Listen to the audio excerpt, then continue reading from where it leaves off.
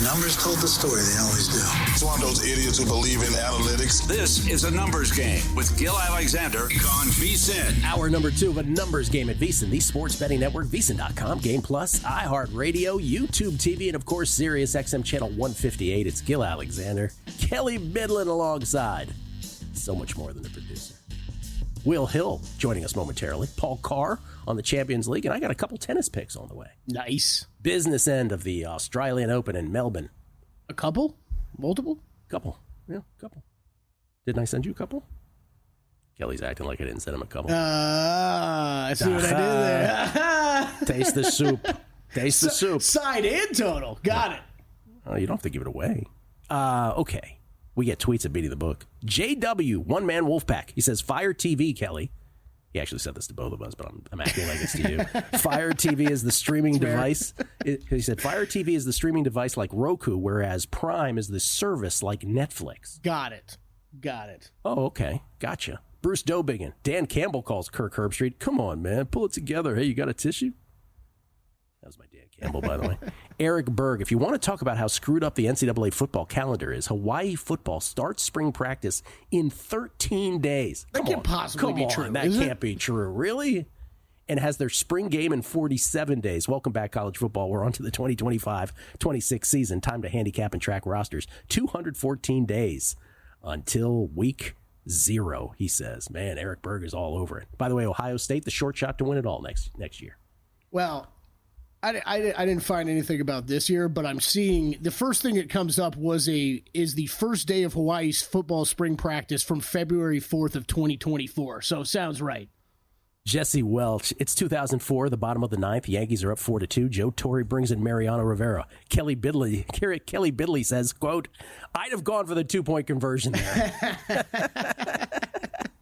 And then JB, Uncle Bush, talking about the Josh Allen play, which if you recall, Jim Nantz was like, that's the greatest play there's ever been. He says that was the greatest segment in a numbers game history. What I mean by that is Jim Nantz voice. Do you read this? That's what I remember about the game. So Josh Allen scores on the 4th and 2 to put the Bills up and they eventually win it by the 2-score game, 30-21.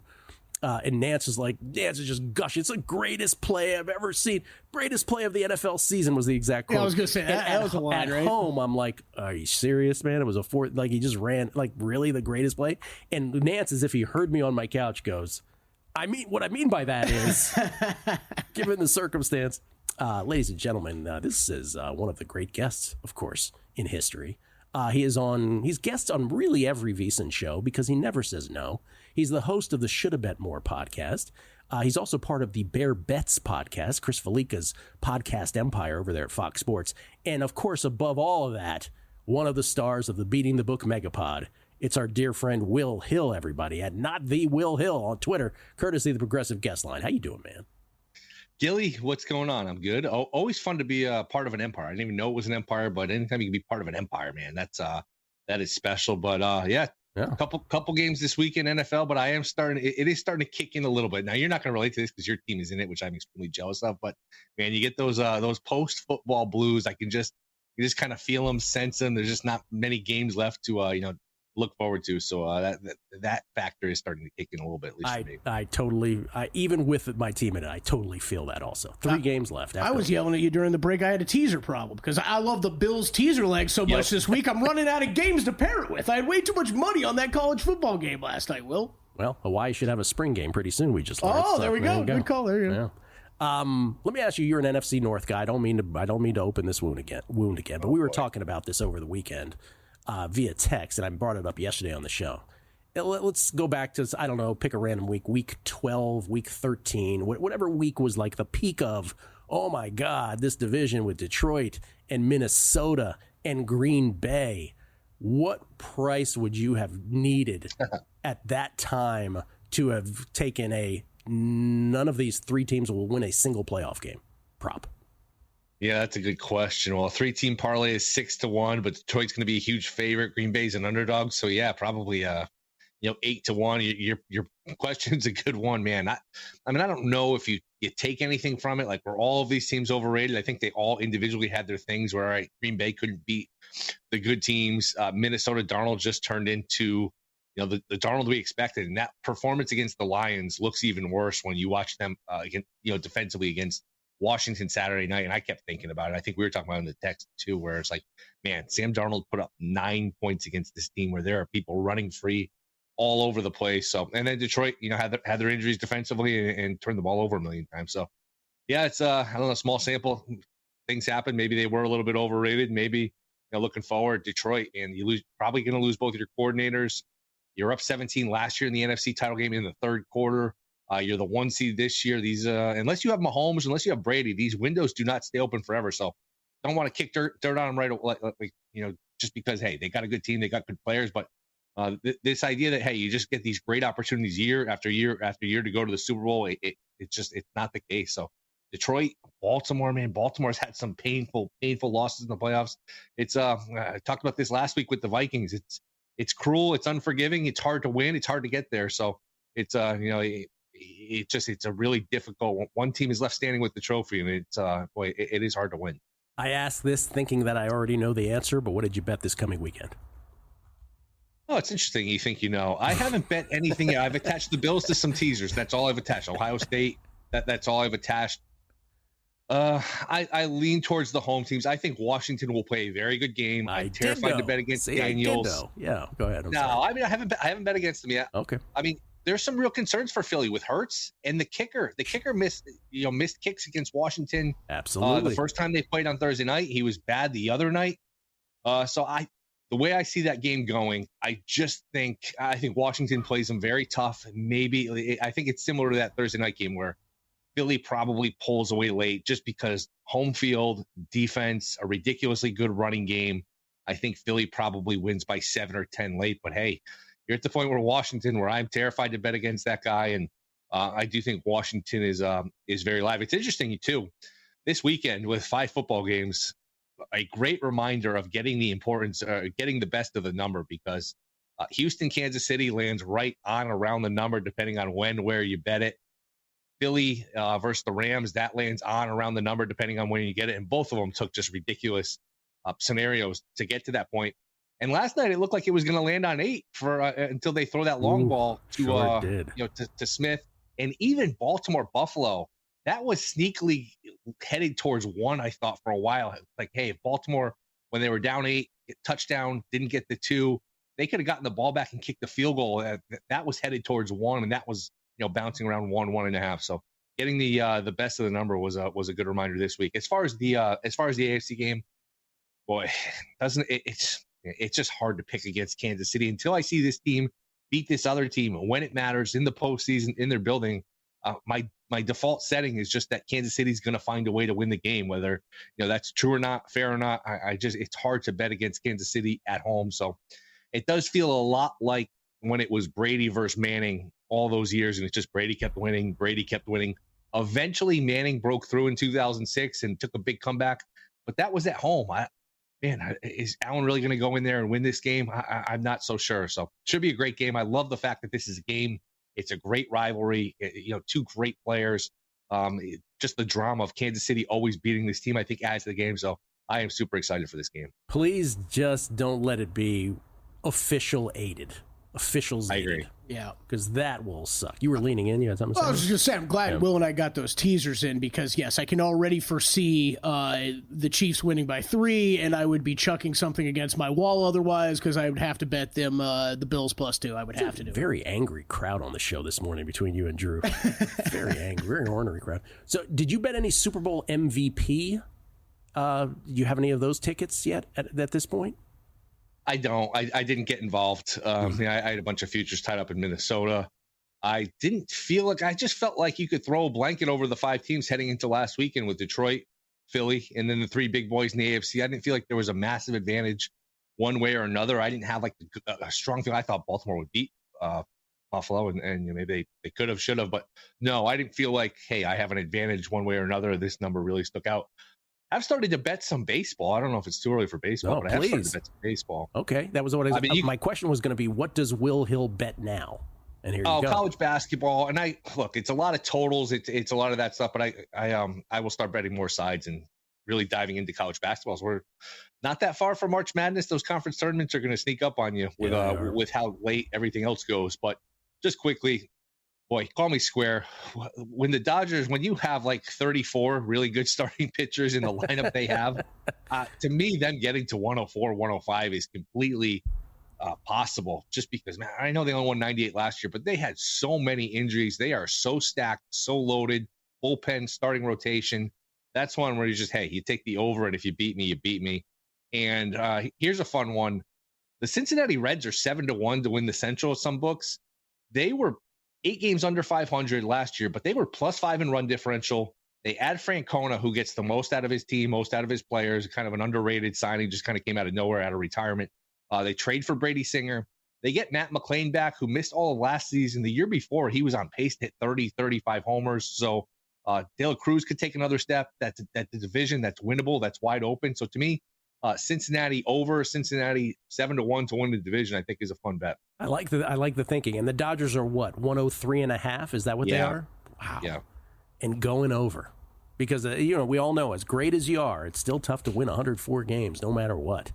Wait till they sign Pete Alonso. Wait till they add him as a right-handed platoon guy off the bench. I mean, it's just ridiculous what they're doing, but it's crazy. By the way, Super Bowl MVP odds, for those who are wondering, Josh Allen, Patrick Mahomes are co-short shots at +280. Saquon and Jalen Hurts both at 5-1, and then the great Jaden Daniels at 7-1. Everybody else way longer, starting with Travis Kelce at 28-1, as our buddy Matt Brown pointed out on Ready Set Bet this weekend.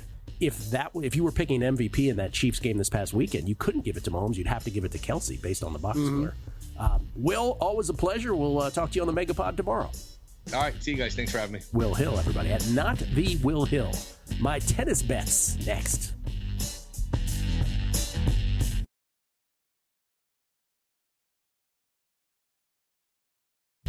A numbers game on VSiN, the sports betting network. VSiN fans, you're in luck. Circa Las Vegas owner Derek Stevens offering you 15% off at 3 incredible properties: Circa Las Vegas, the D, and Golden Gate. Whether you're lounging by Circa's stunning rooftop pool or enjoying all the excitement Vegas has to offer, you'll save big with promo code VSiN15.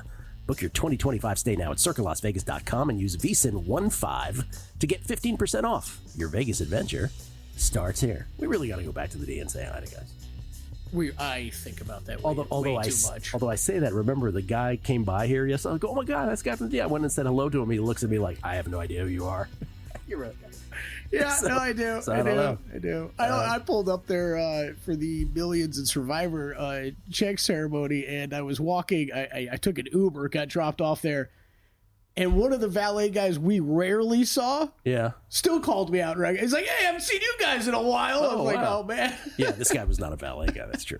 By the way, about the, I know you wanted to say something about the championship games. This is one of these things again where it's, this is the difference between sort of a betting audience and a sports talk radio. So a sports talk radio audience would, as folks listen to us on Sirius XM 158 for first time, they're sort of like, well, I mean, you must have big bets on the championship games.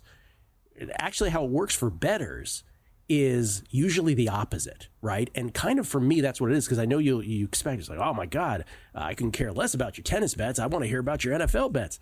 Yeah, I'll be honest with you. I'm not getting in front of Patrick Mahomes, but I don't think the Chiefs are all that great, so that game scares me off. And then I'm being very honest about the Washington Commodores, where I'm just like, hey, this is all gravy at this point. My only bet is probably going to be my only bet from last week on that game, which is I'll just take them on the money line. Yeah. Because, again, the volatility of going for it as much as they do on fourth down, if you like them with the points, you should probably sprinkle on the money line. And I will have them on the money line. But no outcome would surprise me in that game. Again, like if Washington won it outright, I wouldn't be surprised. If Washington covered, I wouldn't be surprised. If Philadelphia rolled, I wouldn't be all that surprised. Just because it's one football game in 60 minutes. It's such a great point by you. I think it was the I don't want to say it's more that we have more games to choose from during the regular season, during the earlier rounds, right? It's not necessarily anything about the situation, but I think we often talk about it with a lot of guests like Drew. It's just the margins become so tight in some of these games between, like we're talking the Bills and the Chiefs. It's the best of the best that you've seen all season. Rufus said it last week, right? Rufus, who's the best, Rufus Peabody, the most successful bettor of his generation. And he said, I'll be honest with you, at this point in the NFL season, there is no value in the side. Yep. There isn't. You could talk yourself into it, but he sees it that way. So, and that's where, like, just going back to these games quick, like the one bet I have in is just the teasers, which I probably bet too much on the college game last night. This is like not a good thing, but I was looking for something to pair with the Bills teaser leg this week, but you're running out of options. So I tied in Ohio State because I really wanted the Bills, because that was the one edge to me I could see. If I can get that out over 7, I am confident with Josh Allen heading into Arrowhead that we're going to have at least a tight game, and I think that's going to cover. What I was telling you during the break, though, I'm so glad you brought this up. I didn't even bring this up during the break, but I got one of those text messages last night or yesterday before the game, and we all get them around this time of year, right? The big games, right? Where someone wants bets, and it's the text from a Notre Dame fan, right? I know he's a Notre Dame fan. He goes, "What do you like for tonight? I'm trying to get some bets in for the game. Yeah. What do you like tonight? Oh, and by the way, I don't want to play the under." I'm like, okay, so it's a Notre Dame fan and he doesn't want to play the under. That's right. Like, what do you want me to tell you? Because nothing I tell you, you're going to like. Just play the money line on Notre Dame, lose your bet, and be happy, I guess. Get those texts all the time. Because, especially whatever you give them to, if you're wrong, you're going to hear about it a week later as well. That's right. That's the other thing about that. Yeah. Oh, you're supposed to be real smart. Great bet you gave me. I thought you were going to say, did you get one of those texts again with a toll where they were asking you for the toll that you didn't pay? Yesterday during the show. I get those all day. I was going to bring up real quick about those teams. I know we want to get to tennis. Yeah. I feel like I'm seeing the Eagles and Bills somewhat similarly, where I think the running games have been extremely successful. I think there are fair questions about passing games and if there are issues in them right now, with whether it's Jalen Hurts on the Phillies side, of whether it's just the lack of connection with some of the receivers on the Buffalo side. I think those are fair concerns.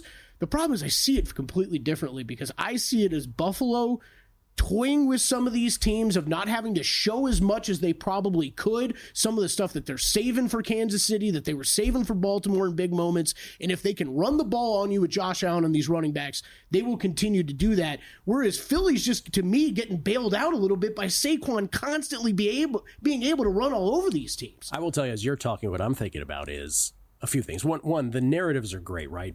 Can Josh Allen finally overcome the Patrick Mahomes hurdle? Rubber match between the Eagles and this unbelievable rookie sensation who, I know some people object to this. He is the greatest rookie quarterback we've ever seen. It's awesome. I don't care what people are like, what about Andrew Luck? Andrew Luck wasn't even the best rookie quarterback his year. He had 18 picks and Robert Griffin won Rookie of the Year. So I don't want to hear that nonsense either. And then, of course, in the Super Bowl potential matchups, Buffalo-Washington rematch, quote unquote, from, over 30 years ago. Kansas City trying to win their third consecutive Super Bowl, which is the biggest one of, the biggest narrative of them all, unless you're a Bills fan. The Bills trying to win their first after all those missed opportunities. The Bills, the only team to go to 4 consecutive Super Bowls in Super Bowl history, and they lost them all. And there's the Eagles trying to win their second. But here's what I would say as a sort of headline, and I haven't heard anybody say this yet.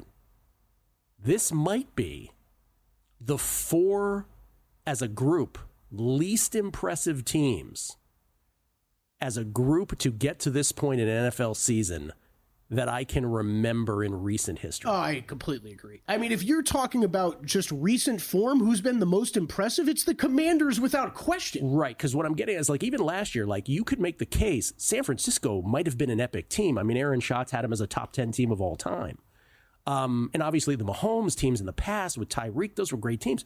But you think about these 4 teams, Washington's defense is middling, right? As great as Jaden is, Washington's defense is middling. A great story with all their free agent pickups, but still middling. Philadelphia, I mean, those fans will be the first to tell you this team's not as good as the one 2 years ago. No. Their passing game seems to have disappeared. They have this unbelievable running back. Their defense is epic. I'll give them that. But it's certainly not, I don't think Philly fans would say this is their best team ever. Kansas City will absolutely tell you that that's not their best team ever, even though they went 15-2. And then Buffalo, listen, I've said it all year about Buffalo. Their best play is still Josh Allen tucking the ball under and running the football. Yeah. Buffalo might be the sneakiest of them, but it's not Buffalo's best team either, I don't think. They would bring up what I brought up. Concerns in the passing game, right? Where was Dalton Kincaid last week? Where's Amari Cooper been this whole time? What's going on there? Why are you only passing it as much as you are? Those are the concerns. Which, by the way, if you're a Washington person, is like perfect. Just what we need to try to, win a Super Bowl this year, because those would have to be the conditions. To tennis. The Australian Open, the first slam of the tennis calendar is here. Let me just say with my futures bets, the only thing that got left in pocket is Iga to win her quarter. By the way, Iga Swiatek is minus 1,100 to get to the quarters. She's playing Emma Navarro tonight. She's minus 1,100 in this match. That's By the silly. way, it's justified against the number 8 ranked player in the world. Just incredible. Awesome. So Iga is, I still have the Iga quarter, and then I have Iga to win the tournament at plus 550. That is still, by the way, Alex de Minaur is also at 55 to 1. We still have Alex de Minaur also. That's awesome. But he's got Yannick Sinner, and this was always sort of the hurdle that he had to get through. All the other, of the futures, they're gone. What's the longest odds you've ever hit a Grand Slam outright winner at? Well, this would be it. This would be it? This would be it for sure. Because it's, as I said, on the men's side, You just don't get that. It's almost performative on the men's side to even bet it a long shot because you're like, well, these 3 guys still exist. Right. In Sinner, Djokovic, and Alcaraz. And by the way, in case you missed it, Djokovic beats Alcaraz this morning. So he is headed to the semis of a tournament that he has won 10 times. And as I said at the top, only Rafa at Roland Garros, at Philippe Chatrier, is a better proposition than Novak at the Australian Open, but Yannick Sinner is still a short shot. Anyway, the 2 plays tonight, as we are on the back half of the quarterfinals now, the 2 plays tonight are both in the same match. It is the Svitolina-Keys match. Elina Svitolina, otherwise known as Miss Gaël Monfils, Kelley, as I know you know. Oh, really? Oh, yes. Yeah. I always like keeping up on the tennis hot goss, so keep me informed. It's not even hot goss. I mean, they're together. They've been together for a long time. But here's the thing. Think about it. You're a professional tennis player. You're traveling the world. You're kind of isolated from real life. And the only people you socialize with are other fit tennis players. And so let the magic happen. It's like the Olympic Village, man. That's right. It's like the Olympic Village, but all the time. But then you're dating some dude named Gail. It's Gael, and you're getting close to Gill. Let me just say that. Elina Svitolina is the play tonight, plus the over 22. Madison Keys has been fantastic. She is having a resurgence here. Her numbers, 6 month, better than Svitolina on hard courts, worse than Svitolina if you do a year of data. So better in 6 months, but worse in a year. Either way, she should not be this big of a favorite against Svitolina, who by my numbers should be the smallest of dogs. So plus 164 on Elina Svitolina, and I think it goes over 22 games. I'm looking at Svitolina in 3. But however you get over 22, I'll take it. There are your 2 tennis plays. How about some midweek Champions League action for you, betting-wise? Paul Carr joins us next. It's a numbers game at VSiN, the Sports Betting Network. A numbers game on VSiN, the Sports Betting Network.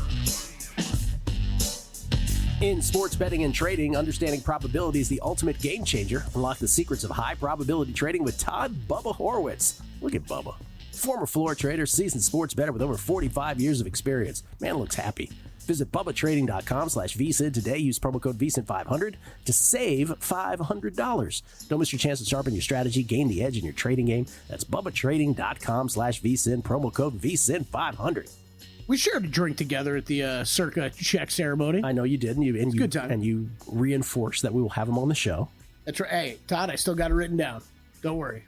Kelley told me, by the way, that he was going around promising everybody an appearance on the show. Mike Somich was having a good time at my intoxicated ninja producing skills, because it was like we'd run into somewhere. I'm like, hey, you want to come on the show?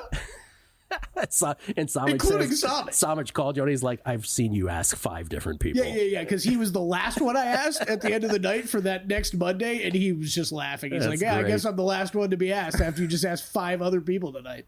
We get tweets. We love you, Michael. We get tweets at Beating the Book. Wet Willie Colon. Let's see. I agree, Gill. I agree, Gill. He said, I pray this Kansas City Buffalo game is not official aided. Oh, look what he does here. Considering Josh Allen has received the most roughing the passer penalties in his favor since he came into the league, can't let the officials give this one to Buffalo. See what he did there? Because I was saying it for Mahomes and the Chiefs, and he turned it around. Dan Greshel. Hope I'm pronouncing that right, Dan. I'll be happy to see the Chiefs lose. So naturally, I put a little pizza money down yesterday on Kelsey to win Super Bowl MVP at 42 to 1 odds. Dude, can you imagine how rich you'd be if you just bet If you just bet Chiefs and Kelley overs on since Mahomes got there, it's ridiculous. It's incredible.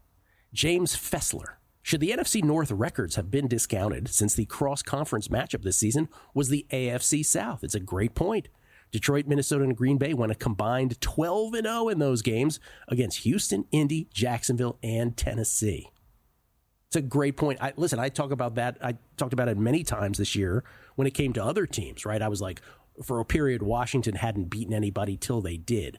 But I did say that about the Chargers, right? More famously, where I'm like, they've beaten nobody. But that's a great point about all the NFC North teams. Johnny Ringo, Monday, February 10th. Commies 34, Chiefs 24, he says. Gill, welcome to a numbers game, never a doubt. Man, from your lips to God, as my mom would have said. Let's talk some soccer, because we got some midweek action in the Champions League. Paul Carr joins us now. Typically, he does so from Topeka, Kansas, where his home is located. But today, he's in Orlando, Florida, courtesy of the Progressive Guest Line. Paul, I was just Kelley and I were complaining. And by the way, we understand we have a lot of nerve to complain about this because Wishnev was telling me it's like -3 in Pittsburgh today. Never. -3, he told me. It's 25 degrees here this morning in Vegas, so we're complaining. What is it in Orlando? It's actually fairly chilly by Orlando standards. It's in the 40s and rainy right now. So, I can't complain because my family's back home in Kansas and it was -10 last night. But it's a little chilly here, especially for the natives. My freshman and senior years of college in Boston, the wind chill got to -40. The wind chill. Yep. And even at like 19 years old, I was like, why would people just stop here and not go settle somewhere else? I did the same. I went to Wheaton College in the Chicago suburbs, and freshman year, there's like 3 feet of snow. We were trying to walk to class through these wind tunnels.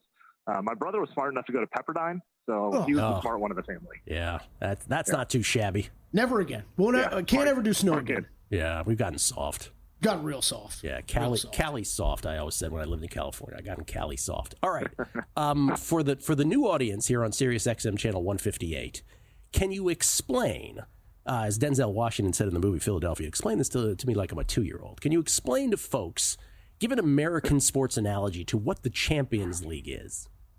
Sure. Yeah, I always compare it to the NCAA tournament in that you've got the best handful of teams from every league in Europe, and they're all playing these midweek games that are a completely separate. They're basically playing the NCAA tournament at the same time as the regular season, if you continue the college basketball analogy. So there's 36 teams this year in one big group stage, a different format, and they'll play down to one winner. So it's the biggest club trophy that there is. Wow, even that explanation is hard to wrap my brain around. Okay, so it's wild. Is it more analogous to the NBA in-season tournament now? Would you say that kind of thing, or more? I think it's just like, again, play the regular season and the NCAA tournament at the same time. Like it's the weekend was just always your conference game, and then your midweek game was always this NCAA tournament game. It's very normal to soccer to have these multiple competitions going at the same time. Okay. So it's a little bit like the NBA thing. But it kind of blows the American sports fans' mind. It did to me when I started getting into it. All right, so let's reset the Champions League for folks too now as to where we are right now before we get to your picks. And you were saying off air, it's all just a very strange time of year to begin with? Yeah, so it's a new format this year. First time they've had this. Before you used to have 8 groups of 4. It was basically a World Cup just stretched over the second half of the year. But now it's one 36-team group, essentially, and they play 8 games instead of 6. So we've got a group game this week for everybody and a group game next week. Normally, A, this doesn't start in the calendar year till mid-February or so, and B, that's the knockout stage.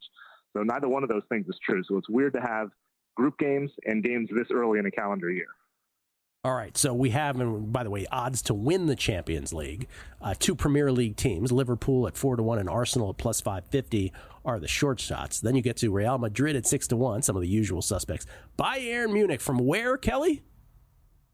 Munich, Germany. Bundesliga, you're supposed to say. Yes, there we go. At +750. I knew we could get to it. Kelley's a little off. Kelley was going for a 2-pointer earlier in the game. Barcelona. Listen to that Castellano pronunciation. Barcelona at +750 as well. And then Man City, the last team, back to the Premier League at 8-1 for all the single shots. Do you have a bet in the futures market? I I kind of like Atletico. I think they should be around 2,000 to 1 or so. Or not 2,000 to 1, 20 to 1, plus 2,000. Yeah, I think Atletico may be like the 5th best team in the world right now, and their price doesn't really reflect that. So if I had to play something there, I would do that. I mean, I could always just say play Real Madrid because, it's just what Real Madrid does. They haven't really played that well this year, but somehow they're in first place in La Liga, and they'll probably get through the knockout stage, and they have this devil magic in Champions League. But if I had to play something right now, I'd like Atletico if you can get 20 to 1 better. Yeah, we have them listed Atletico Madrid at 30 to 1 in our odds. These are courtesy of DraftKings. Mm-hmm. That's where that's available. Okay, as far as your match picks, what do we got? All right, we'll start. This one's today. I have an over in Benfica Barcelona, over 4.5 at plus 260. So we're obviously taking a little bit of a shot here. But you have the best attacking team in the world in Barcelona, over 3 goals a game. And also their defense is not good, to say the least. And Benfica tends to leak goals when they run into big boys in Champions League and not dominating Portugal as they usually do. But they also just kind of play an open style where they'll probably get some goals and probably give up lots of opportunities. So I think this one should be pretty loose. Both teams are pretty safely through the next round. So, there's no reason to tighten up or anything like that. I think this one's just going to be wide open. So I think plus 260 is a pretty good price on over 4.5 goals total. Wow, over 4.5. Kelley teased that earlier. Yeah. Over 4.5 goals in the Benfica-Barcelona game. Benfica from Portugal. Barcelona, obviously, from Spain. Okay, that's at plus 260. Shop around. That is today. Yeah, Paul, do you have a price cutoff point with that one? Because I'm looking at DraftKings right now. They're over 4.5 is only plus 210. Man, these Champions League lines move so much on Mondays, especially Mondays and Tuesdays. I think everyone kind of realizes, there's games this week, and the limits go up and the money comes in and all that. I wouldn't go below like plus 230, plus 240 range. Gotcha. Okay. Thanks for asking. By the way, what time is that exactly? When does that start? Do you know, Paul? I didn't see what time that one kicked today. Yeah, that sounds right. There's 2 windows. 3 Eastern. What time? 3 Eastern. 3 Eastern. Yep. So 3 Eastern, 12 noon Pacific, because we all struggle with, I forgot I'm supposed to bet a Champions League game from Paul. All right, and then tomorrow. It's a weekly struggle, man. Oh, this always comes up. Paul's got a handicap on a Young Boys game. What do you got here, Paul? Young Boys is maybe the worst team in the Champions League group stage, so I'm very excited to bet against them. I'm going with Celtic. I will lay the 1.5 goals, and I think my price was minus 115, if I remember correctly or so. Celtic is probably going to advance, and this is important. Goal difference is the first tiebreaker, and Celtic is kind of on the borderline to be in the top 24 teams to advance. So you get a win, you get a big win today, and they can pretty much sew up their spot in the next round. And Young Boys is just that. They've given up 4 or 5 goals multiple times already. So I'll be happy to lay the 1.5 goals with Celtic against Young Boys. All right, Celtic is Scottish, Young Boys is Swiss, and then a play on the over in the Real Madrid. Oh, no, it's a team total over. Pardon me. Team total. Yeah. Real Madrid team total over 3.5 versus Salzburg. Yeah, very similar principle here. Salzburg is one of the 3-4 worst teams we've gotten the league phase this year. And Real Madrid is obviously just Real Madrid, and they tend to beat up on these lesser teams, and goal difference is important for them because they're not safely through yet, but a big win here would pretty much wrap it up. So over 3.5 on Real Madrid here. All right, Benfica Barcelona over 4.5 goals game total today, and then tomorrow Celtic minus 1.5 goals versus Young Boys. Real Madrid team total over 3.5 versus Salzburg. That also tomorrow. Paul, thank you, sir. Appreciate it. You bet. Have a good one. Paul Carr, everybody, right here on A Numbers Game. We'll wrap things up. More football next.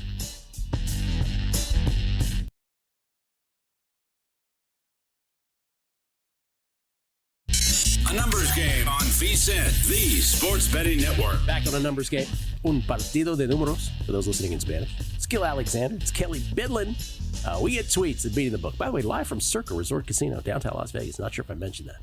If you've never been to Las Vegas, if you listening here are a sports fan and a sports bettor, and I know you are, and you have not been to Circa downtown, oh, you're doing this wrong. What'd you say? Like, there's hotels on the Strip, right? Casinos on the Las Vegas Strip that are known for something, right? Specifically, right? Like the Cosmopolitan used to be like the heart of young Vegas. I would argue it's not so much anymore, but that was kind of its brand, right? Yeah. Back in the day, it was the Hard Rock. Don't get me started. Gill's got stories. But here, Circa is known for two things above all: the great Circa Stadium Swim, which is outdoor, pool parties, but with sports on big screen TVs, and you can bet out there. And of course, this glorious sports book behind us. Look at this thing. It's the biggest sports book on planet Earth. So if you've never been, you got to check it out. Yeah, it's awesome. I think there's also like if you're a friend of mine, what usually happens is you probably come to visit Vegas. You're staying somewhere on the Strip. You've paid or lost too much money in nights 1 and 2, and then you come down here. You have a great time watching the game at Circa, and then you roll out onto Fremont Street, where cocktails are way cheaper and way bigger, Gill. And then I always hear this: the best time I had when I was in Vegas is when we went down to Circa and Fremont. And this guy Kelley Bydlon invited me on a national radio show. That's right. Watch out! There's always an opportunity for that to happen. We get tweets at Beating the Book. JC 5622076, because I don't want you to get that wrong. Nice. Yep. He says -40 wind chill your freshman and senior years. That's ridiculous. Us Bay Area residents are, as you say, Cali soft, chilling in our 65 to 70 degree weather in January. Let me just say this about the Bay. It is the city that global warming helped. The Bay Area, in San Francisco specifically. Because it can always be a little warmer. No, I'm just saying, beforehand, it was like a little too chilly most of the time. And it's glorious now. Glorious. And as folks in the Bay will say, and all folks in San Francisco, because all the bad publicity are like, hey, you don't want to come here? Stay away. Bi-week picks. Hour 1 from yesterday is not showing up on either podcast of A Numbers Game or VSiN Best Bets. Need to hear what Gill thought of the commodes. If only we had a working producer on this show to make sure that Beating happened. the Book podcast feed. Remember we were joking yesterday that who was going to be the person to tweet in about it? Right. It wins the grand prize. There you go. It wins the grand prize. That's right, because we're transitioning back Mondays. Yeah, why it's going above and beyond, splitting it up onto multiple feeds. So it's, yes, any of the guessing lines related stuff is on the Beating the Book feed. What you said. Brian Morianen. I live north of Boston. -1 this morning. I can't complain because my freshman year, a friend told me their best friend was at Montana or Montana State, and the air temperature was like -20. The campus is connected with underground tunnels because of wind chill. Look, I got moved around as a kid to Anchorage, Alaska, and Moscow, Russia. I'm good. I'm good for life. Dude, the only Super Bowl I ever attended was the Skins and the Bills, which we could possibly have a rematch of this year. January of 92. Greatest team of all time, thrashing the Bills 37-24 in a game that wasn't that close, but I'll stop. But it was in Minneapolis. I got the, it was the first northern city Super Bowl, and it was free. Then what this gentleman just said about it in Montana, there's underground tunnels. This has skywalks right in Minneapolis to connect buildings because it's so freaking cold out there. Yeah. That's part of what Indianapolis, right? Is all the media goes crazy about how great it is when events are in Indy because everything's connected with the skywalks, right? Except I waited 35 minutes outside the Glam Slam to get into Prince's Club. It was freezing. What you do when you're young. David Shalafor, a couple of weeks of occasional extreme cold is the trade-off to avoid hurricanes, tornadoes, wildfires, and mudslides. # Let's Go Skins. And then Jeff G points out, we were talking about that Hawaii thing. Hawaii spring practice starts on February 3rd. Their football spring practice starts on February 3rd. Practices on Monday, Wednesday, Friday, except for Monday after the Super Bowl. Spring event on March 9th. Let's go cover it live. Let's do it. Remote for a week or two sounds good. From Hawaii. Ladies and gentlemen, it's time for our G-Bank Best Bets of the Day. We do this at the end of every numbers game and every show here on the network. Recap all the bets that were given out on the show, both by the hosts and the guests. Once again, I'm on 2 tennis plays tonight. They're both in the same match. I believe this is the earliest of the bunch, so we here in the United States can actually watch this, as opposed to like Djokovic and Alcaraz because of time zones. I know. Being in the middle of the night, right? Like, it was crazy that Badosa was playing, 4:30 our time yesterday. Because there's an early session and a night session, and the night session for us is dead of night. Yeah, you're right. So that's Svitolina Keys slated for 4:30 is what I'm saying. Pacific. 7:30 East. There you go. I'm on Alina Svitolina against the American Madison Keys. Again, my numbers have Svitolina as a small dog, but she shouldn't be plus 164. That's a great price. That's what I got her at.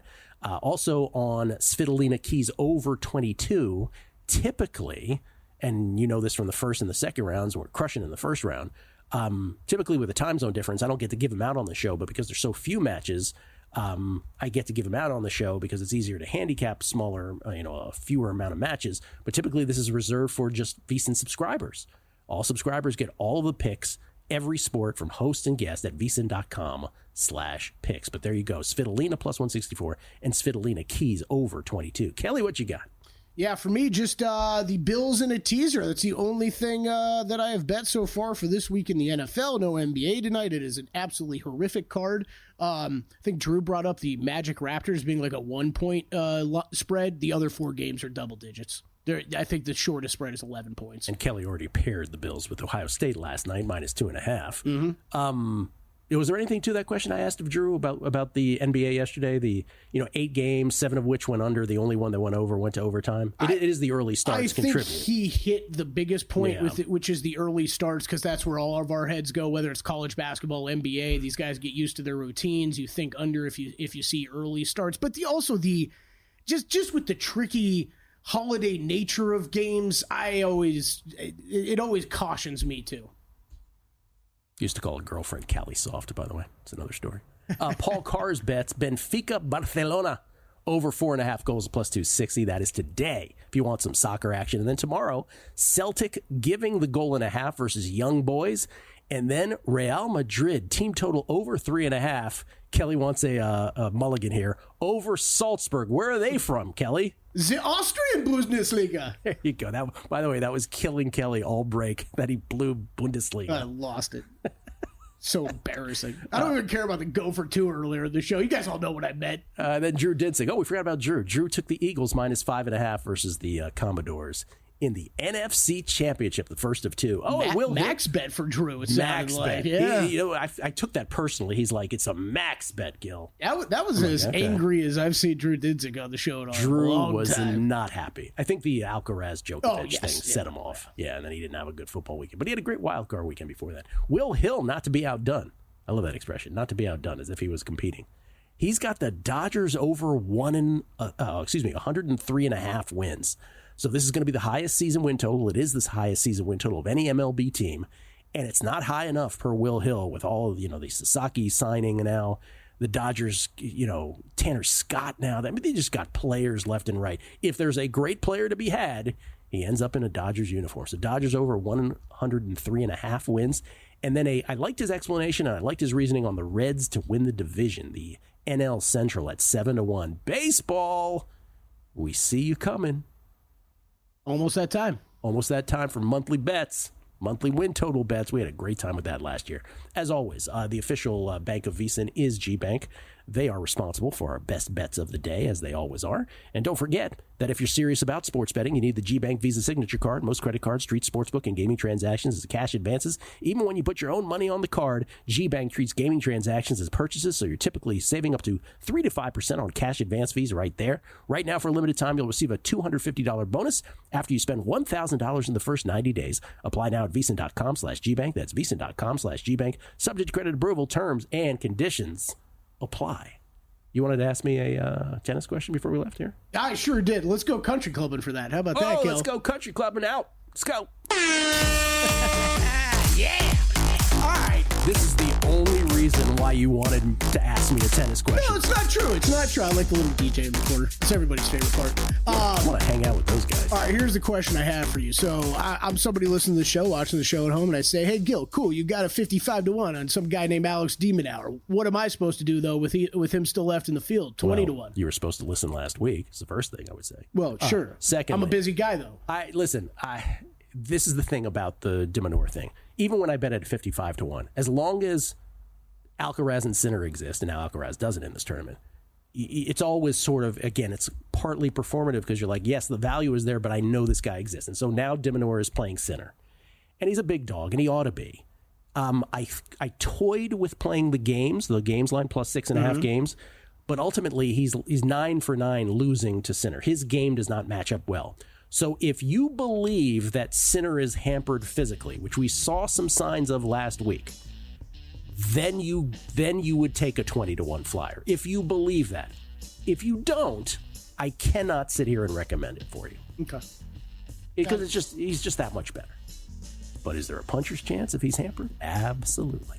Stormy is next with Jeff Schwartz. Money moves on the other side at VSiN, the Sports Betting Network. Enjoy.